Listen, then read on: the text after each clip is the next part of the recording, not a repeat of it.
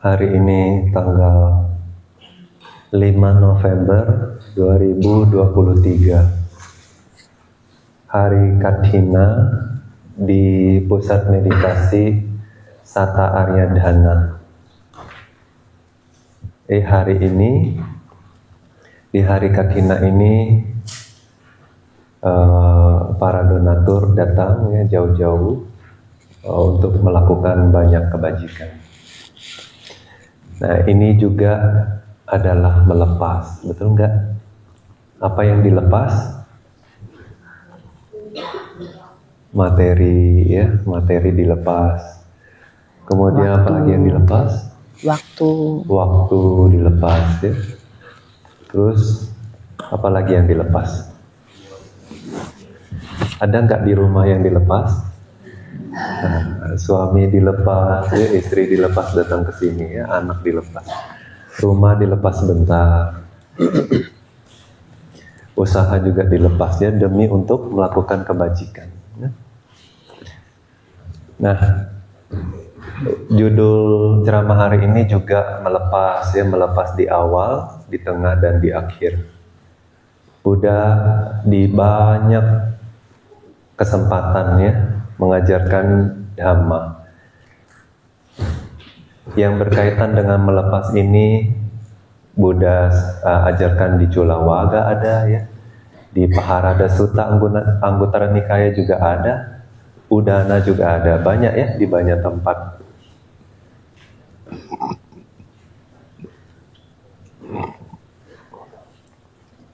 Buddha bilang, Seathapi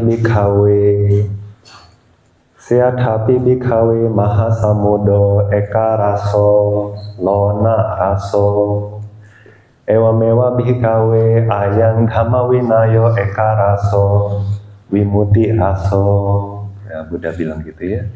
Seperti para biku, ya, para biku, seperti mahasamudra, ya. Samudra, air di dalam samudra, ya, itu punya satu rasa. Apa rasanya? Lona raso, ya, lona itu garam, ya, asin, ya, rasanya asin. Terus Buddha lanjutkan, para biku, dengan demikian juga sama, ya, di dalam ajaran dan disiplin Buddha ini, ya, itu ada satu rasa saja. Apa rasanya? Wimuti rasa. Wimuti artinya pembebasan. Kalau kita pahami, ya, kalau kita pikirkan, renungkan, bebas. Kalau untuk bebas itu kira-kira dengan mengikat atau dengan melepas? Dengan melepas, ya. Kalau kita mau bebas berarti kita harus melepas, bukan mengikat. Kita jangan mengikat, kita jangan terikat. Nah, Buddha juga jelaskan, ya, sebetulnya ini adalah fondasi ajaran Buddha. Waktu Buddha pertama kali memberikan ceramah atau membabarkan Dhamma, Buddha menjelaskan apa? 4 kebenaran mulia. Nah, yang pertama Buddha jelaskan adalah apa? Penderitaan. Ajaran Buddha cuma ngajarin penderitaan, mana bahagia. Tapi untuk bahagia kita harus memahami apa itu yang disebut sebagai penderitaan. Jadi Buddha juga menjelaskan, bukan kita kayak Buddha tidak hanya seperti melempar problem aja ke kita, ya. Nih kalian tuh menderita gitu, syukurin gitu, bukan, ya. Tapi Buddha juga menjelaskan, ya, kenapa kita menderita. Sebabnya, Buddha bilang apa? Kenapa kita menderita? Karena kita ada keinginan, ya. Sering diterjemahkan sebagai nafsu. Tapi nanti kita bahas, ya, apakah hanya nafsu yang besar saja, keserakahan saja? Oh enggak, ternyata semua keinginan juga. Selama kita masih punya keinginan, ya, kita tidak akan terbebas dari penderitaan. Jadi keinginan. Nah, kemudian Buddha tidak hanya menunjuk saja sebabnya, ya, tapi Buddha juga menunjukkan cara, ya, terbebas dari keinginan tersebut. Kemudian setelah kita mengikuti cara terbebas dari keinginan tersebut, kita akan merealisasi kebenaran yang ketiga, yaitu adalah terbebas, ya, atau kepadaman dari keinginan. Nah, sebetulnya kalau kita pahami begitu, ya, makanya ya Buddha bilang bahwa semua ajaran Buddha itu nggak cuma Buddha Gautama, ya, tapi semua Buddha itu mengajarkan Dhamma. Untuk apa? Terbebas, untuk terbebas.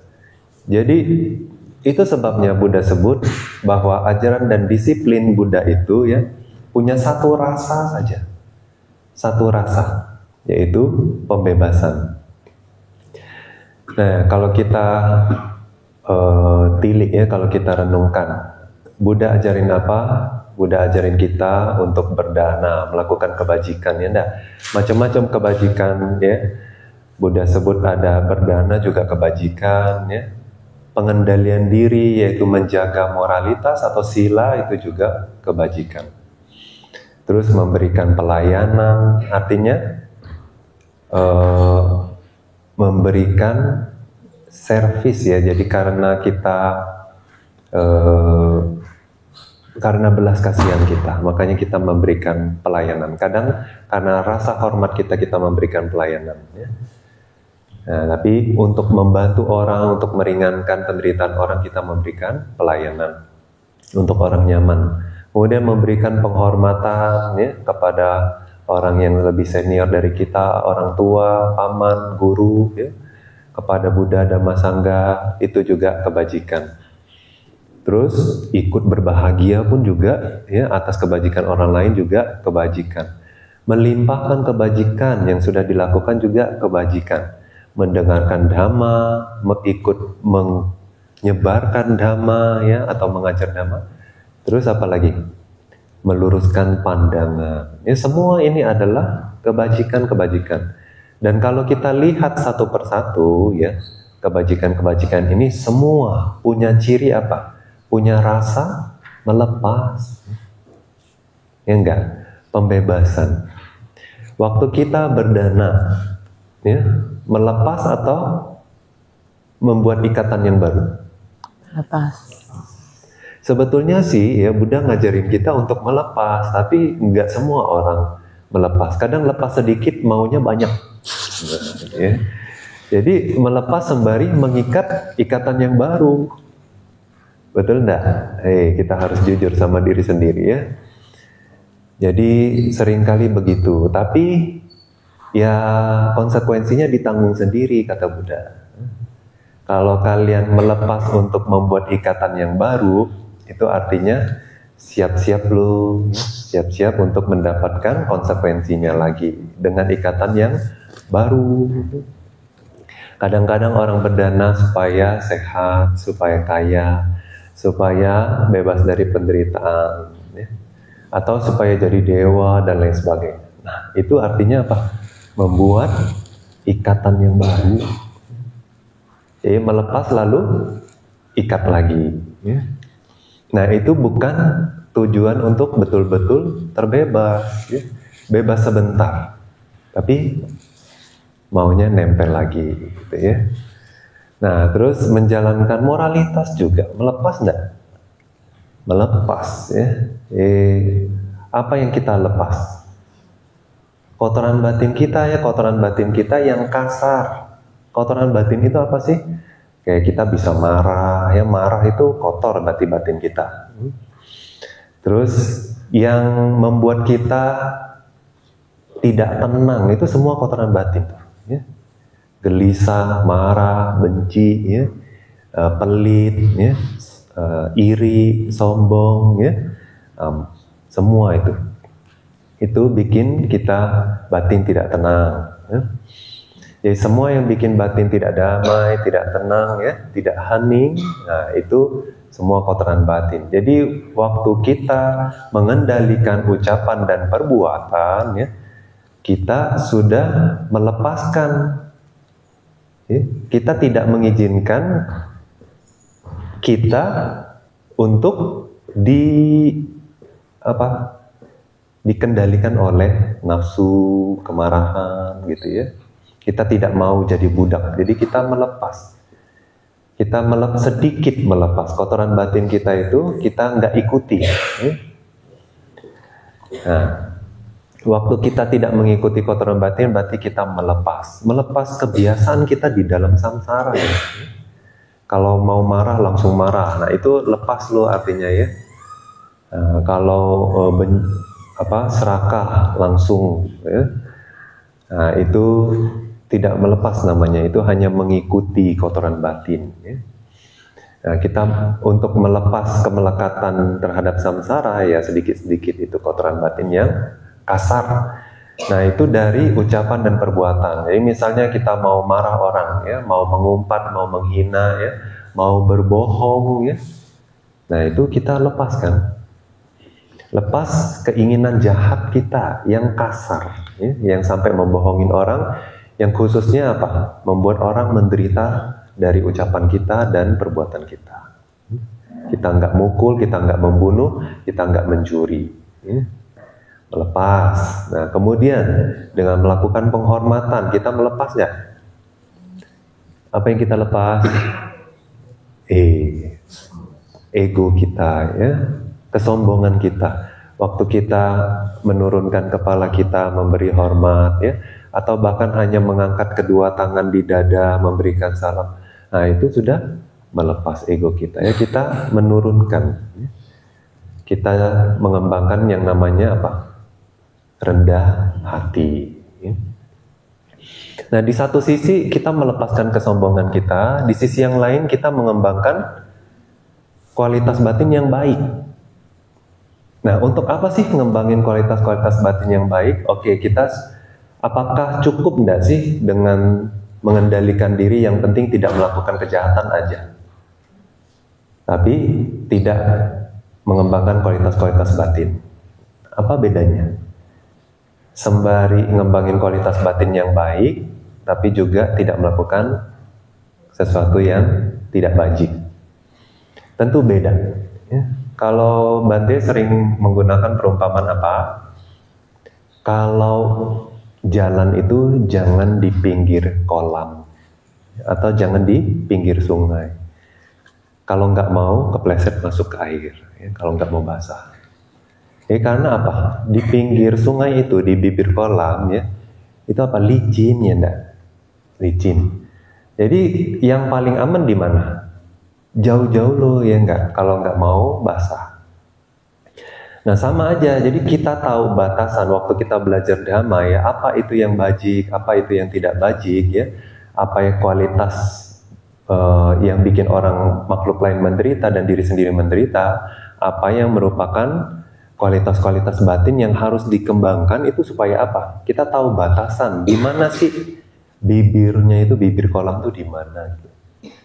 Nah setelah tahu lalu gimana? Oke, pertama jangan masuk ke kolam, sudah pasti, ya. Berarti itu artinya jangan melakukan ketidakbajikan, jangan merugikan diri sendiri dan orang lain. Tapi dengan itu apakah cukup? Nah kalau kalian sudah tahu batasan, yang penting saya nggak lewat batas aja, yaitu seperti kalian berjalan di pinggir kolam. Tapi bahayanya masih besar, ya enggak? Nanti keciprat air lah, nanti kalau lalai dikit udah kepleset masuk ke dalam. Nah tapi kalau kalian berusaha mengembangkan kualitas-kualitas batin yang baik, semakin baik kalian artinya semakin menjauh dari bibir kolam. Nah gitu ya. Jadi kadang-kadang perumpamaan juga bisa. Kalian misalnya mau mematikan api, ya. Gimana matiin api? Salah satu cara siram air. Tapi kalau apinya besar, kalian harus punya banyak air yang banyak, ya. Punya banyak air. Jadi dengan cara lain kalian bisa apa? Dengan tidak menambahkan bahan bakar. Kalau apinya terbuat karena terbakarnya karena kayu, berarti jangan kasih kayu.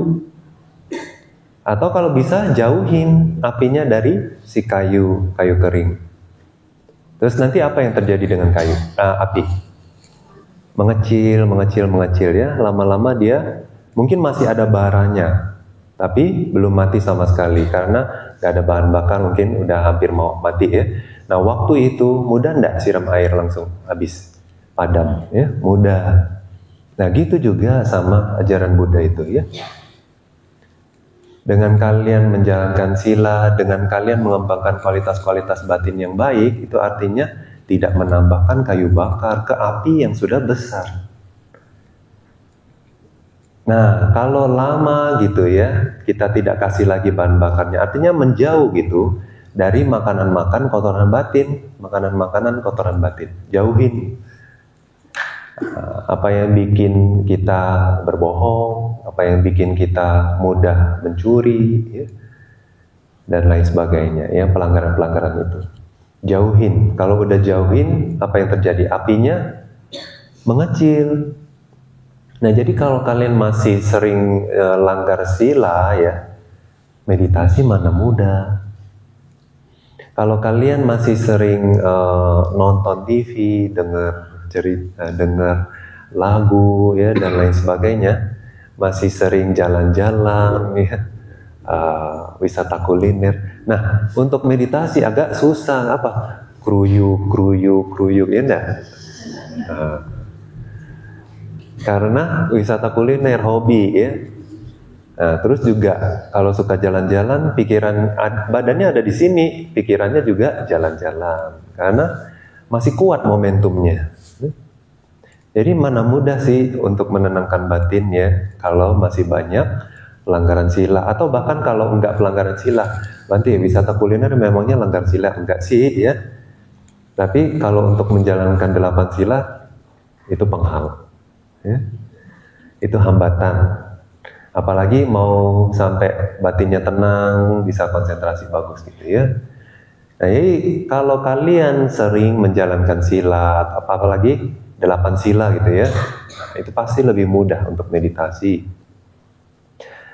Kalau kalian sering nonton ya, masih hobi drama-drama dan lain sebagainya, apalagi sampai kecanduan gitu ya, nah itu susah deh meditasinya. Nah, kalau langsung susah, jadi harus detox dulu ya, agak lama ya, baru bisa mudah tenangin batin. Nah, melakukan penghormatan ya, jadi di satu sisi merendahkan hati ya, di sisi lain mengembangkan melepas ya kesombongan, ketinggi hatian. Kemudian juga mengembangkan kerendah hatian. Jadi dia makin jauh ya dari kotoran batin. Melepasnya makin banyak. Oke? Nah, kalau dibandingin dengan tidak sombong saja ya, tapi tidak mengembangkan kerendah hatian ya bisa sih, tapi kalau begitu juga mudah ya, nanti jadi sombongnya mudah. Jadi nggak jauh, itu namanya jalan-jalan di pinggir sungai, di pinggir kolam.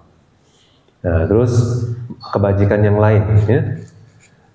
Sementara kalian itu bisa mendengar cerita drama-drama ya, novel-novel dan lain sebagainya, tapi kalian pilih mendengarkan dhamma, itu melepas nggak? Melepas ya. Saya punya waktu ini saya korbankan untuk mendengarkan dhamma daripada saya bersenang-senang nonton gitu ya, atau dengar itu lagu. Nah, itu pengorbanan. Ada yang dilepas juga. Nah, jadi kebiasaan-kebiasaan buruk kan dikit-dikit dilepas ya. Setiap kalian melakukan kebajikan.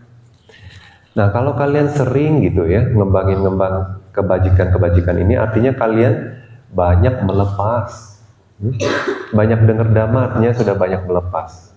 Apalagi banyak ikut menyebarkan dhamma ya, mengajar dhamma, diskusi dhamma. Ya, banyak juga yang sudah kalian lepas. Jadi perihal melepas tidak hanya berdana, tapi pada saat Anda menjalankan sila, memberikan pelayanan, ya, penghormatan, mendengar dhamma, diskusi dhamma, semua itu adalah melepas, ya, melakukan kebajikan, ya, tapi tidak lupa melimpahkan kebajikan itu juga melepas. Ya, artinya tidak hanya berpikir untuk diri sendiri, tapi juga untuk makhluk lain. Nah, itu melepas di awal namanya. Nah, melepas di tengah itu gimana sih? Ya? Melepas di tengah itu waktu kalian meditasi. Ini pikiran, ya, sesuatu gejolak yang terjadi di pikiran atau kebiasaan-kebiasaan buruk yang ada di pikiran, yang suka dipikirkan gitu ya. Misalnya apa? Fantasi-fantasi, ya, halusinasi-halusinasi, atau keinginan buruk, ya, meskipun tidak menghina, tidak berbohong, tidak mencuri, tidak membunuh, tapi di dalam pikiran masih bisa muncul. Nah, untuk mengembangkan itu perlu apa? Satu sisi jangan mikirin, ya, jangan pikirin pikiran-pikiran buruk seperti itu, jangan dipikirin. Yang kedua, supaya lebih jauh lagi, kembangin kualitas batin yang baik. Contohnya apa? Kembangin cinta kasih, ya, kembangin karuna atau rasa simpati belas kasih gitu ya, mengharapkan makhluk lain terbebas dari penderitaan, atau bahkan hanya merenungkan kualitas Buddha, ya, atau merenungkan misalnya, oh saya sudah berdana seperti tadi ya, Caganusati, merenungkan kebajikan yang sudah pernah dilakukan. Nah, dengan ngembangin pikiran-pikiran baik seperti itu, batinnya apa? Lebih jauh lagi ya dari pikiran-pikiran buruk. Nah, itu melepas nggak? Melepas ya. Yang dilepas apa? Kebiasaan buruk untuk berfantasi, berhalusinasi, berpikiran kotor gitu ya, atau sampai yang ingin menghancurkan makhluk lain. Nah, itu melepas di tengah. Ya, waktu kita meditasi khususnya ya, bagi mereka yang meditasi pasti Anda paham. Makanya Buddha waktu menjelaskan tentang meditasi khususnya untuk mengembangkan samadhi, konsentrasi ya, Buddha menjelaskan jhana. Ya. Itu adalah level konsentrasi yang cukup mendalam. Ya. Nah, di jhana yang pertama, Buddha jelaskan apa sih karakteristik dari jhana pertama? Ya. Wiwicewa, ya. Kamehi, wiwicewa akusalihi dhamehi. Jadi agak jauh, ya, agak terasingkan dari, cukup terasingkan artinya ya, cukup terasingkan dari pikiran-pikiran yang menyenangi kesenangan indera. Terus cukup jauh, cukup terasingkan dari pikiran-pikiran yang tidak baik ya, akusala dhamma. Nah, jadi untuk bisa punya konsentrasi seperti jhana pertama itu ya, waktu Buddha menjabarkan jhana pertama, Buddha bilang harus terasingkan batinnya ya, setidaknya cukup terasingkan katanya. Dari kesenangan indera, dari pikiran yang tidak baik. Nah, ini contekan. Jadi kalau kita mau mengembangkan jhana satu ya, setidaknya kita harus mengasingkan batin kita ya, dari pikiran buruk dan kesenangan indera. Kalau enggak mampu menyingkirkan, maka kita enggak akan mendapatkan jhana satu. Nah, ini melepas loh. Ya, untuk masuk jhana satu kita harus melepas apa? Pikiran tentang kesenangan indera atau pikiran-pikiran yang berasosiasi atau diiringi kotoran batin. Nah, untuk naik ke jhana 2 ya, kita harus melepas faktor jhana yang pertama kan ya, yaitu apa? Aplikasi pikiran terhadap objek meditasi dan pikiran yang berusaha, yang selalu berusaha untuk mempertahankan objek. Ya, bukan berarti jhana 2 berarti nggak mempertahankan objek, bukan ya. Tapi pikiran-pikiran yang aktif seperti ini loh harus disingkirkan. Jadi pertama, makanya untuk masuk jhana 2 kita harus merenungkan. Jhana 1 itu ya agak kasar sifatnya ya, keheningannya itu lebih kasar karena dia ada pikiran yang berusaha ini seperti riak di dalam batin itu ya. Ya tidak begitu hening gitu. Nah, kita harus, meskipun jhana 1 dijelaskan itu membahagiakan ya, tapi kita harus melepas kebahagiaan yang rendah seperti itu, yang inferior seperti itu, untuk mencapai kebahagiaan yang lebih tinggi, yaitu jhana 2, lebih hening, tanpa pikiran-pikiran yang aktif seperti itu. Nah, nanti sisanya apa? Tinggal kegiuran atau ketertarikan batin terhadap objek, kemudian keheningan, kedamaian, kebahagiaan, sukha, atau dan juga keterpusatan batin. Nah, untuk naik ke jana 3, kita harus melepas juga kemelekatan terhadap jana 2 yang diikuti oleh kegiuran, ya. Nah, untuk naik ke jana 3 kita harus lepas tuh, ya, kegiuran terhadap objek meditasi. Kegiuran itu rasanya seperti apa? Kegirangan, ya. Heboh. Artinya suka objek. Seperti kalau kalian ke mall, melihat barang yang Anda sukai, yang favorit Anda, pas lihat promo apalagi kan ya, batinnya jadi pingin lirik terus ya. Kayaknya promonya makin lama makin murah deh gitu ya.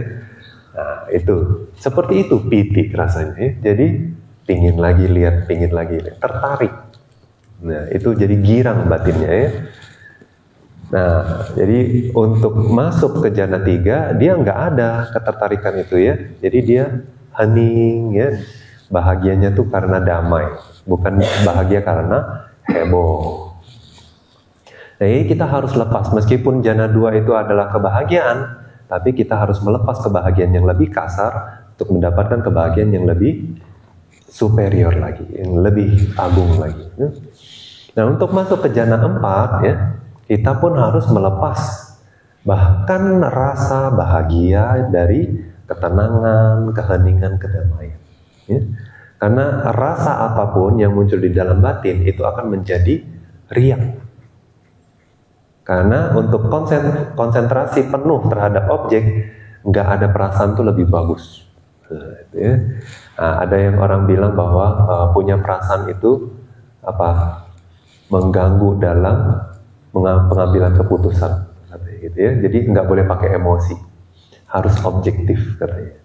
Nah, mirip seperti itu. Jadi nanti kalau masuk ke jana 4, jadi nggak ada lagi perasaan, netral sama sekali. Nah, jadi waktu itu konsentrasi kuat sekali, makanya Buddha bilang waktu jana 4, nafas sampai berhenti.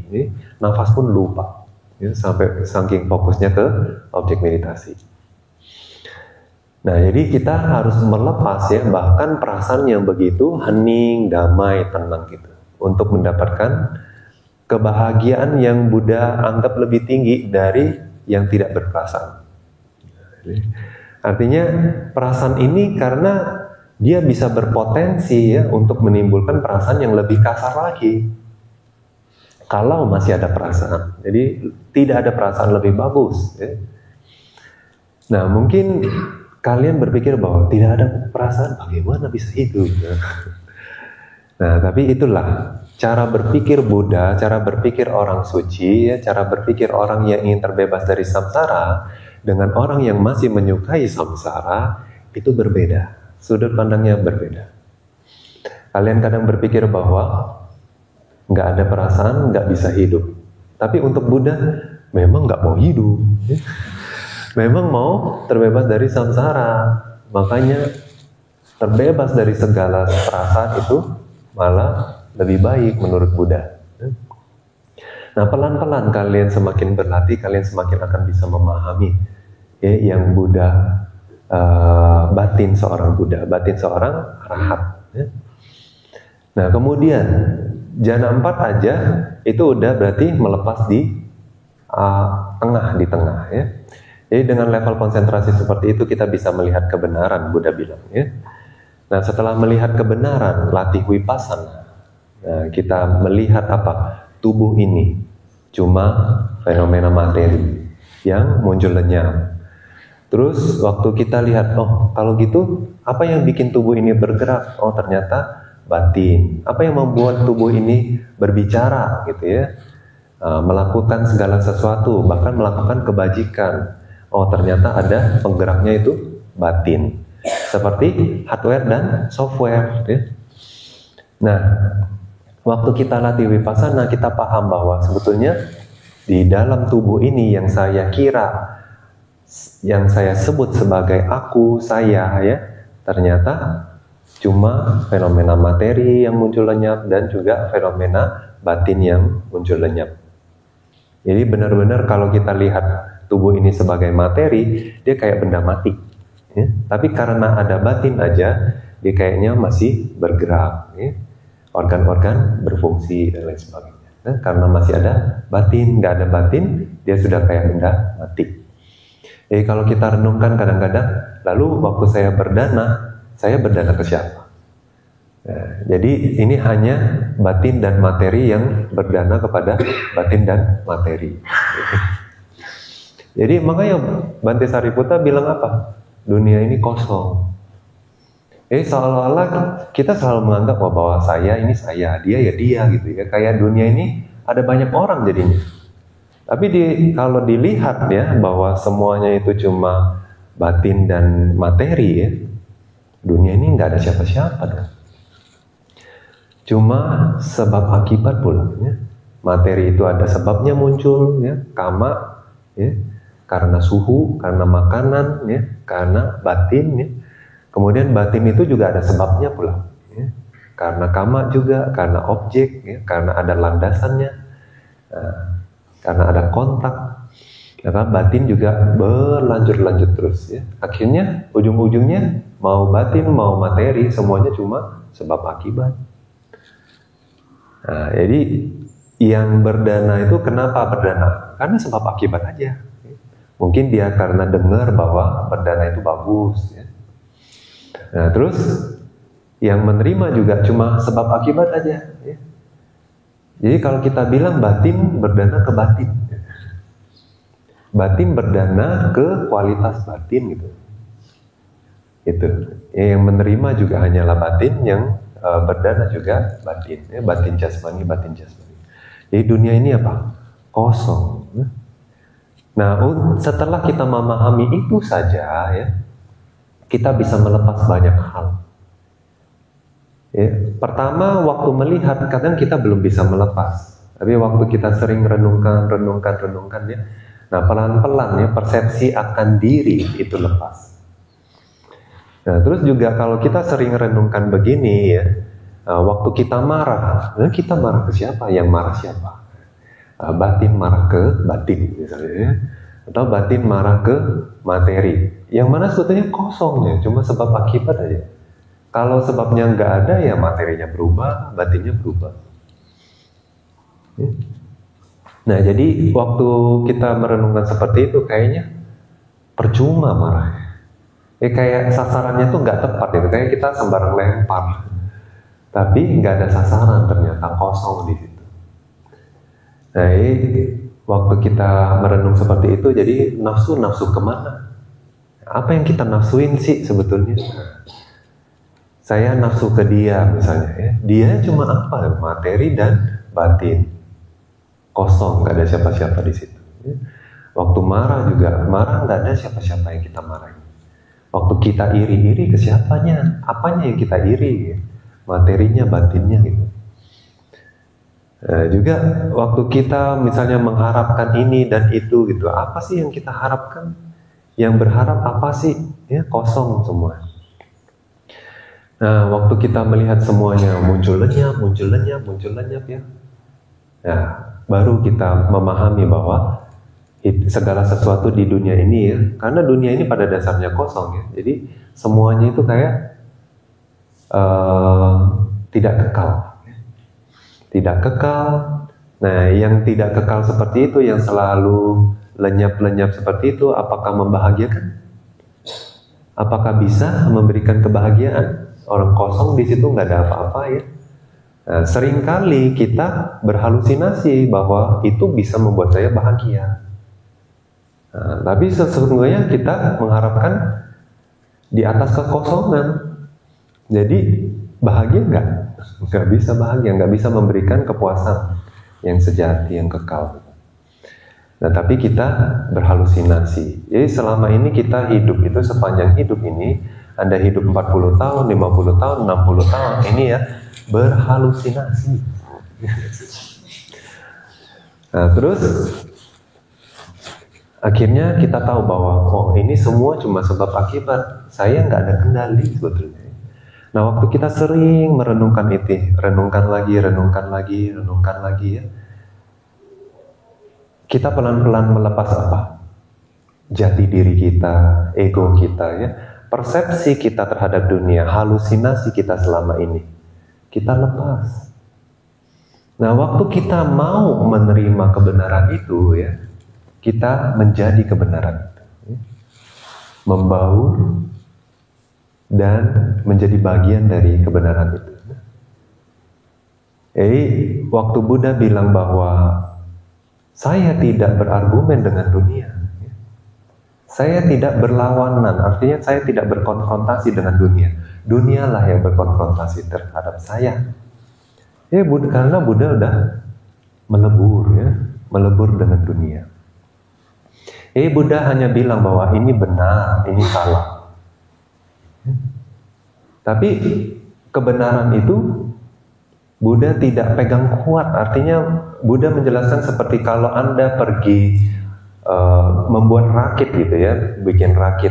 Terus untuk menyeberang sungai, lalu waktu menyeberang sungai ingin melanjutkan perjalanan, apakah rakit itu harus selalu dibawa-bawa gitu? Enggak ya. Jadi Buddha hanya menggunakan ini sebagai instrumen ya, dhamma ini ya. Hidup juga sebuah dhamma itu udah menjadi cara berpikir, cara berbicara dan lain sebagainya. Jadi jalan hidupnya seperti itu ya, sudah sesuai dhamma. Nah, karena pemahaman itulah ya, kotoran batin tuh jadi nggak muncul lagi. Ya, kita bisa renungkan bahwa kalau kita memahami dunia ini kosong ya, diri ini tidak ada siapa-siapa, di luar juga tidak ada siapa-siapa ya, dunia ini tidak ada siapa-siapa, kosong ya, maka kotoran batin itu seperti nggak ada sasarannya lagi ya. Nggak ada sebab kemunculan dari kotoran batin. Nah, lama-lama ya itu seperti apa? Api itu dia tinggal baranya aja, nggak berkorban lagi ya. Nah, itu udah lemah tuh. Semakin kita merenungkan ya, waktu kita betul-betul bisa menerima dhamma itu jadi diri sendiri, artinya sudah betul-betul ya menjadi pandangan yang berakar ya, bahkan di bawah sadarnya ya. Nah, itu maka kotoran batin pun akhirnya padam sama sekali, tercabut ya. Itu dijelaskan bahwa arahat pun tidak mimpi lagi. Arahat tidak mimpi lagi. Jadi tidak berhalusinasi lagi. Nah, itu juga sebabnya kenapa umat awam yang setelah menjadi arahat, kalian bisa bayangkan sekarang bagaimana kondisi batinnya ya. Kalau umat awam menjadi arahat lalu tidak ditabis ya, tidak ada lagi keinginan kan untuk hidup. Tidak ada lagi keinginan untuk kontak ya, dengan apapun, dari fisik maupun dari batin. Jadi dia tidak membutuhkan apa-apa ya, nggak butuh makan dia, untuk apa hidup lagi dia. Nah, tapi kalau dia ditabis ya, dia masih ada kewajiban ya, saya untuk mempertahankan ajaran Buddha, untuk tetap setiap hari pergi pindacara ya, menerima dharma makan ya, dan lain sebagainya. Nah, karena kewajiban itu dia seolah-olah cuma sekedar bertahan hidup saja. Bante Sariputta menggunakan perumpamaan seperti apa? Kita itu udah kerja, tinggal menunggu gajian, tanggal gajian itu. Nah, tanggal gajian itu adalah harinya mereka Mahaparinibbana. Jadi setiap hari itu hanya melewati hari-hari aja, cuma sekedar dengan kebutuhan yang primer saja, untuk menjalankan kewajiban mereka sehari-hari saja. Nah, kondisi batin seorang arahat, makan cuma sekedar untuk melewati hari itu saja. Terus kontak ya, mereka menganggap kontak itu tidak ada yang baik, tidak ingin lagi kontak dengan apapun juga. Makanya kadang-kadang mereka menghentikan batin, masuk nirodha samapati ya, nggak kontak dengan apa-apa ya. Nah, nirodha samapati ya kondisinya seperti masuk parinibbana sebentar gitu, tapi berpikir bahwa pasti akan muncul lagi ya, artinya bangun lagi, hidup lagi, karena masih ada kama yang mendorong usianya harus bertahan ya. Nah, itulah melepas sedikit demi sedikit. Nah, nanti ujung-ujungnya perjalanan spiritual ini untuk melepas apa? Jati diri, melepas ego, melepas siapa Anda. Siap nggak untuk melepas siapa Anda? Siap nggak untuk melepas kepribadian Anda? Siap nggak untuk melepas semua kualitas yang Anda sudah kumpulkan selama hidup ini? Apakah itu materi? Apakah itu nama baik, ketenaran? Nah, makanya Paul Sedo sering mengingatkan kita ya, do you want to say goodbye? Apakah Anda mau bilang selamat tinggal? Nah, kadang-kadang kita bisa berpikir ya, setiap malam bisa berpikir sebelum tidur misalnya. Tanya diri sendiri, apakah saya siap untuk meninggalkan semuanya? Misalnya ini hari terakhir saya. Siap nggak? Apa saya besok masih mau bangun lagi, kerja lagi, ya, cari uang lagi dan lain sebagainya? Atau misalnya setelah di penghujung hidup ini, ya, udah sekarat, kita bisa tanya diri kita siap nggak untuk mengucapkan selamat tinggal ke semuanya? Nah, kalau kalian masih belum siap ya, kalau di dalam batin Anda bilang bahwa saya belum siap, maka kalian belum siap merealisasi nibbana. Ya. Bagi mereka yang berlatih vipassana juga ya, Paul Sedo bertanya, do you want to say goodbye? Pada saat mereka itu nggak merealisasi nibbana, terus mentok di situ. Karena berarti masih ada kemelekatan sehingga tidak mau betul-betul melepas. Nah, jadi kemampuan kita melepas itu seperti kalau pesawat luar angkasa ya, lepas landas itu. Semua bergantung dari dorongan dari bawahnya itu.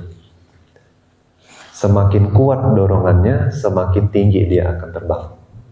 Jadi semakin kuat keinginan untuk melepas atau kelepasan itu semakin kuat ya, maka bisa semakin jauh perjalanan spiritual Anda, pencapaian Anda akan semakin tinggi dan mendalam. Ya.